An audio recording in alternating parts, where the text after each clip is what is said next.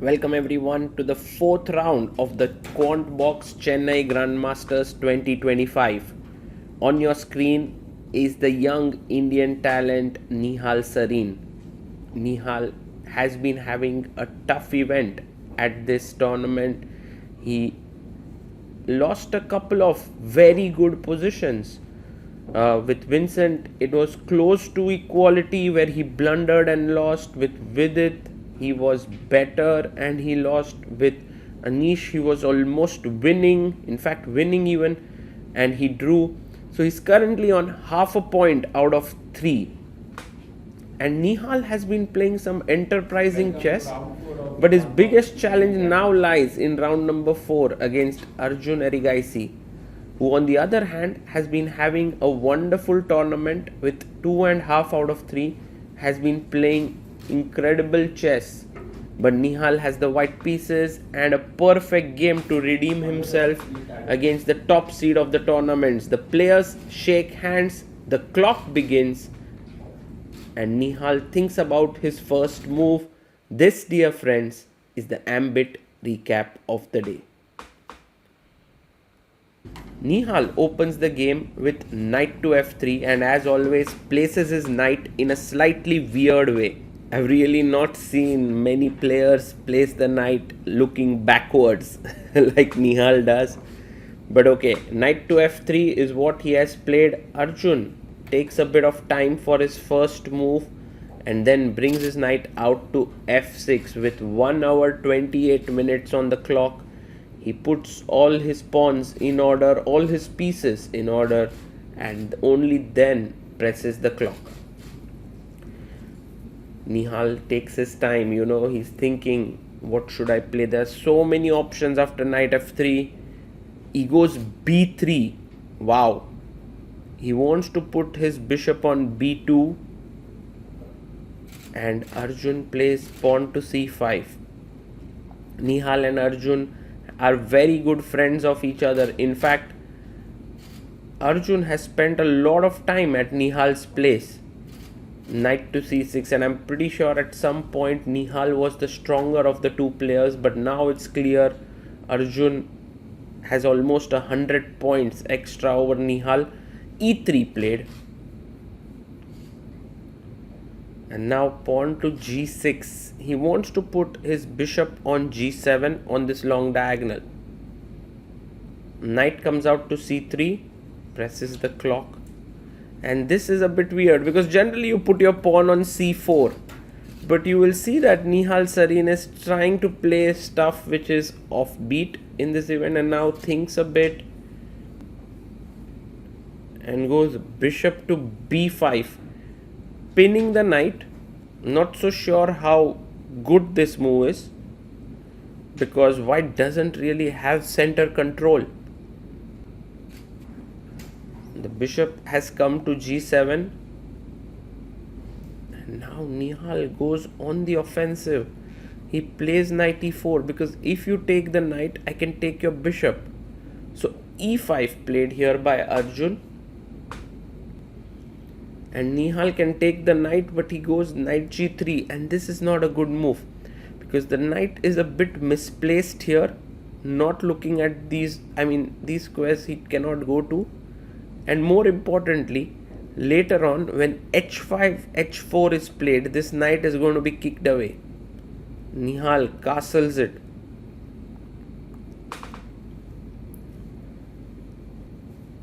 And Arjun asks the question to the bishop, do you want to give up yourself and give me a strong center, or do you want to come back on e2? He comes back on the e2 square, but now there is a strong move, e4, because you cannot take here, it's defended by the knight. If you take the knight, maybe just bishop takes or even queen takes, attacks the rook in the corner of the board. e4 played here, strong move. Nihal has to go back with his knight to e1. Not a happy move, but it has its upsides because the pawn is slightly overextended. h5 nonetheless by Arjun. He's going forward. Nihal has to fight back for space with d3 or f3.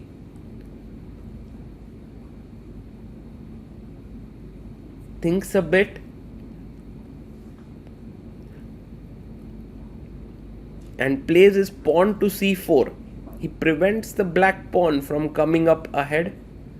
h4. Arjun anyway moves ahead. And the knight goes back to h1. Unusual position for sure. Look at white knights. Look at black's position. The engine also shouting that black is just better after 13 moves. Arjun keeps hacking ahead. He goes h3. What you don't want to be doing is playing g3 here, because then the pawn on h3 remains very strong embedded in white's camp. So f3 played here by Nihal Sarin. He's now trying to fight back, trying to get some breathing space here. Also making space for the knight to go to the f2 square here. Queen comes to e7 and knight goes to g3 back. Putting pressure on the e4 pawn.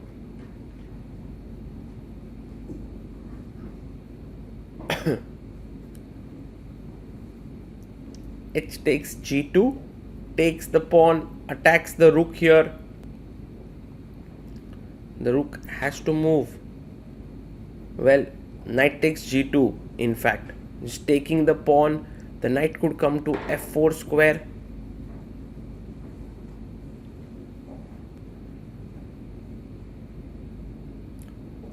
And he goes pawn takes pawn. So Arjun seems to have destroyed white's king side here and has a very good position. But black knight can come to e5 and win this bishop on f3. But is it a big deal? Because in doing so, you can see the d5 square has been weakened.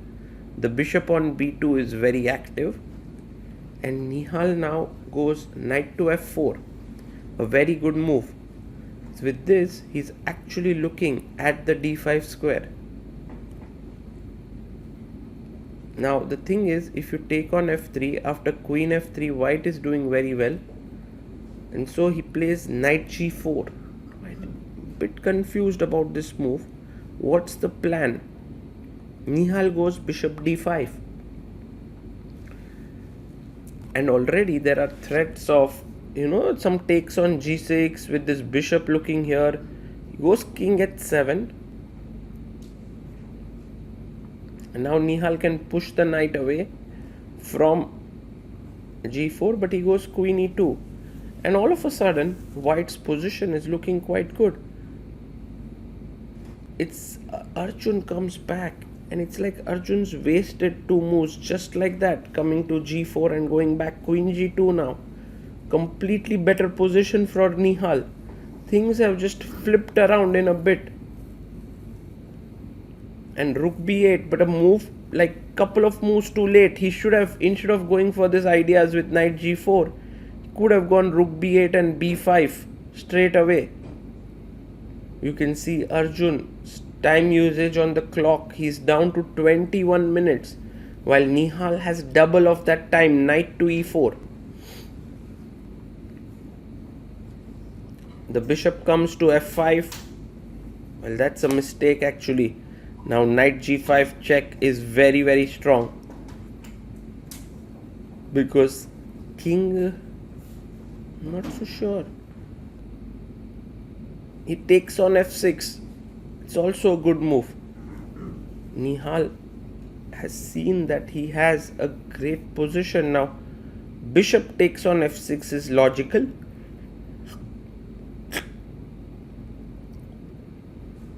And knight to h5, because if you take here, I have rook takes f5, threatening the h5 pawn with a big attack. It's an excellent move. Knight jumps in with a check, giving a discovered attack to the bishop on b2. Nihal takes it. Rook takes knight. Bishop takes b2 by Arjun. And now rook a f1. With this, Nihal Sarin's position keeps getting super better. There's pressure here. The bishop is strong. The knight is lurking around the king. Queen h4 played. Here the best idea is to take, and just play knight g3. And white is completely better here. It's amazing position. But instead Nihal comes back. And that is not a good move. Nihal misses it. In fact, he should have taken here on f5. And he would have been so close to winning the game. Bishop h3 now. Good move there by Arjun. He understands that giving up the f7 pawn is the right way to go.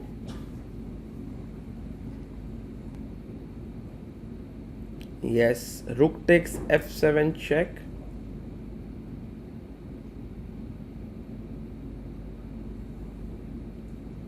And bishop comes back to g7.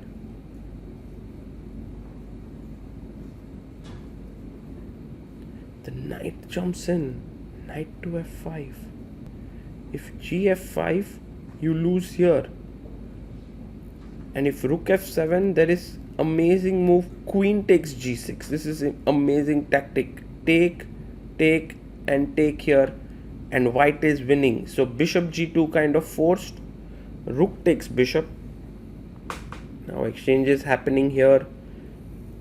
It's actually good news for Arjun that the queens are off. Well, rook f2 doesn't work here because rook f2, king g2 is just better for white. Rook f1. So bishop f1 is the correct way to go. And rook takes g6. So white has a knight against a rook, but also two extra pawns. But Arjun seems to have his chances because now there is a mate in one threatened. You have to be careful.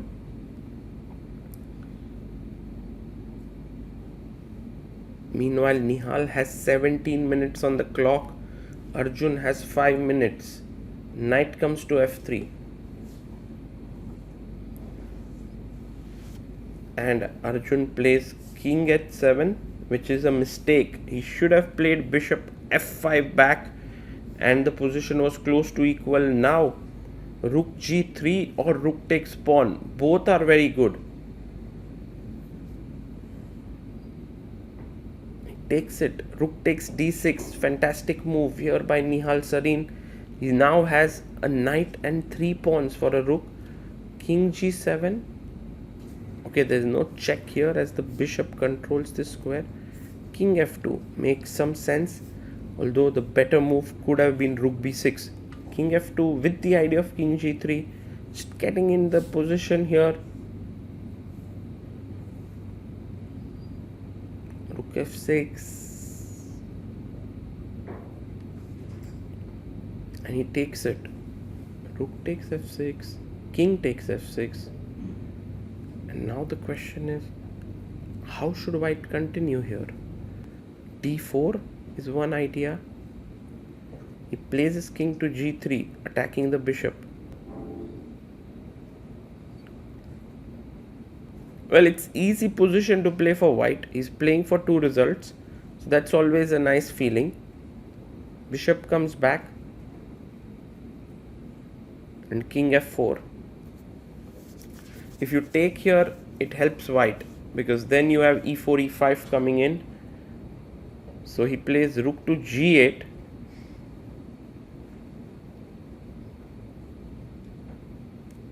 A very interesting endgame has arisen here. It will be interesting to see who comes out on top here. Takes, king takes e6.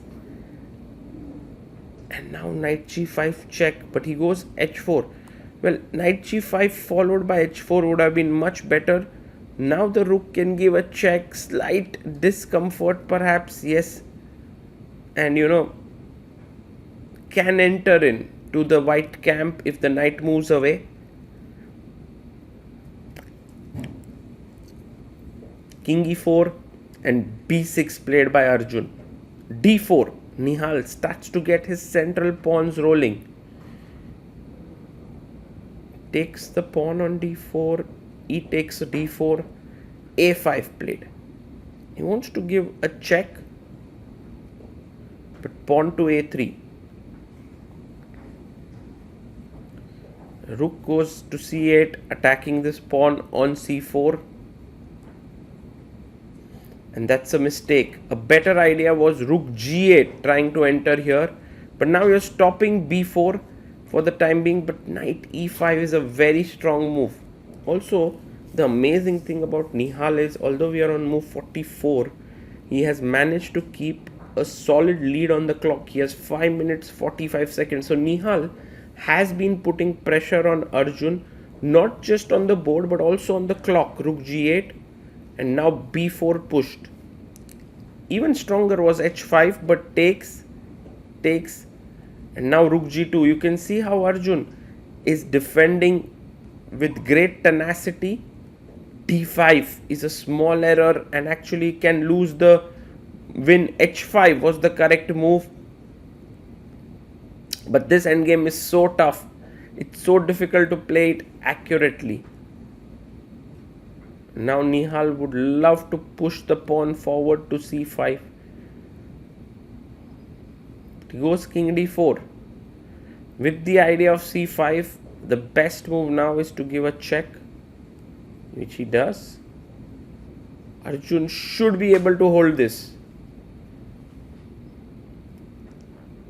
Knight d3 blocked by Nihal. And rook h2, attacking the pawn here on h4. c5 check played. We've reached move number 50. Takes on c5, b takes c5. And now the only move to hold is king c7, but it's too difficult for humans to understand this. Some subtlety way ahead would be in black's favor, but king e7 played, and now d6 should work. Because if the king goes back, I have king d5, c6, just pushing ahead. Meanwhile, if the king comes up, it allows white to keep his h4 pawn. King up, I could give a check and push h5 or directly h5. He goes king e6. And now h5 seems like a good idea. He goes knight f4, which is also a good move. Checking the king. King goes back to d7. The king d5 should work here to play c6. But Nihal wants to be sure. He defends the pawn on h4. Knight g6 played here. Rook comes to h1. Staying in control of the pawn. Check to the king. King e6. And he comes back, knight f3. So Nihal magically has managed to keep all his pawns intact here. But rook c1, maybe. He goes rook c1. He keeps the pressure here. And h5 played. It's really a great move because he keeps that pawn alive. It's not going to die. It feels like it's gone, but there's check. And with this check, the king has to move to d7. King f6 is met with c6, game over. So king d7, and now you can see again this pawn and the king forked by knight f6. So knight e4, good move. Rook h4, pinning the knight. If you go up, I'll take it. So king e3, only move. Finds it. King to e3. Excellent chess here by both players. King e6 played. And Nihal down to a minute. Both players now have a minute. Check. King goes back. And knight to e4. They repeat.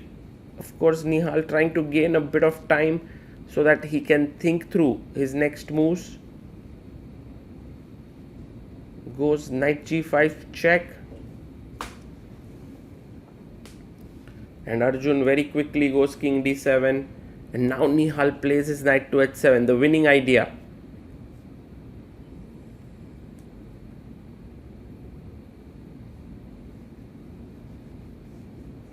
Maybe the toughest move to keep control of is rook c4, and he finds it. This is why Arjun is such a high rated player. His defense is impeccable. Knight f8 check played. A mistake here. Knight f6 was winning move, because then you get your knight to e4 and you defend this pawn.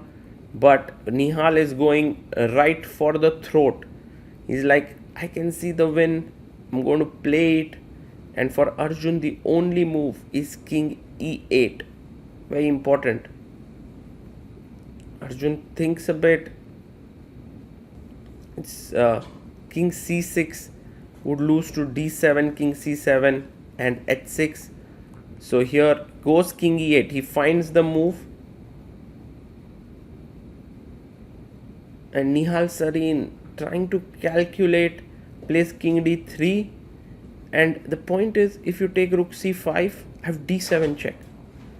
Oh, it takes, it's a blunder. Rook c1 had to be played here.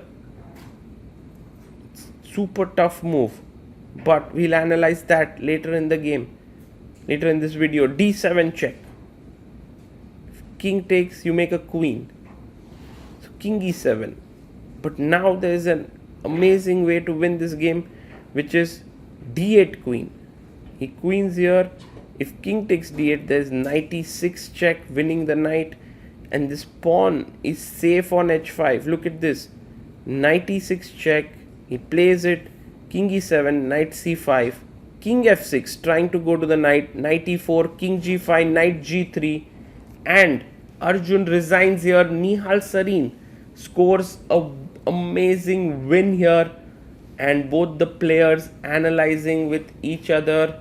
Nihal gets his first win in the tournament, such an important win for him, and the way he played in this game was absolutely amazing.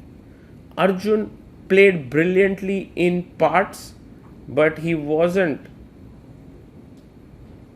like precise on many occasions, and this loss is going to hurt Arjun a lot, because he was doing really well. And will drop ratings also gives Vincent Keimer a 1-point lead in the tournament.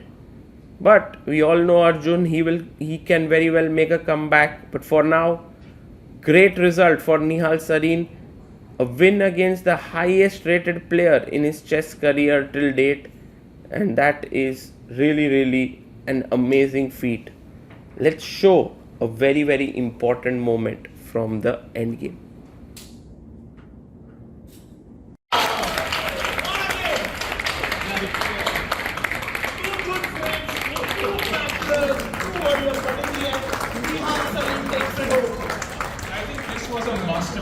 Was an absolute brilliant masterpiece to watch, and Nihal Sarin. So in this position, white played the move knight f8 check, which was a mistake. Knight f6 to e4 was much better. Now after king e8, king d3, here Arjun blundered with rook c5. But rook c1 was an excellent move. The point being that after d7, king e7, it seems like white wins after the move h6. And the key point here is after rook takes pawn, knight to e6, a fantastic move. I give a check, king c4, rook d7, and now h7, and there's just no way to stop the queen. There are no squares for the rook to go to. Instead, of taking the pawn here after h6, taking this pawn, black has the only move to draw, which is so difficult to find with less time. The move is rook f1. The idea is to take here and stop this pawn, and if you play knight g6, I take here, and after h7 you go check, king c4, check, king b5, check. Very important to give these checks, because if you keep the king close to the c pawn, then it's trouble. But once the king comes to c2, now you go to h1, queen, you take it, and king c6 and win this pawn, and it's a draw. A very, very difficult line to calculate, but the draw did exist and Arjun missed it in the game. Wait, how? Rook c1 is a draw. Okay. Yeah, I would have definitely messed it up. Because after the game we discussed. See this. Yes. Yes. So here. Oh, knight f8 is a blunder. Knight f6. That also a long game, yeah, you have to come back. Oh my. Then here, no, not this. Yeah. e7. Yes. e7. Ah, shit. Nice to meet you. Feed so much that इतने बार देखे हैं So we'll put this way. Because rook c5, knight e6. That itself I would not have. King c4, rook d7, h7. Yeah. Now I have done. Oh. But actually, just 1 second. yeah sure One doubt actually, if we had gone back king d8 instead of king e6, is that still winning or? Like king d8, yeah? Earlier, like if he just decides to take the h pawn immediately. Like, I thought practically Yeah, what yeah. he did was no. And oh but Nihal, if he pushed h6 and then he goes into the same variation, then king f6, king g6 was a draw, right? yeah, that's why I was completely. That's why you played king d3, right? Yeah, not to push that pawn. You are saying here. Yes. No, not here. Bit more here. It's just winning. You have to give up this pawn. Yeah, Which is not so easy. I assumed. Because generally 2 pawns draw. Here it's Is four it? pawns. Even this is tricky, I think. Nice game.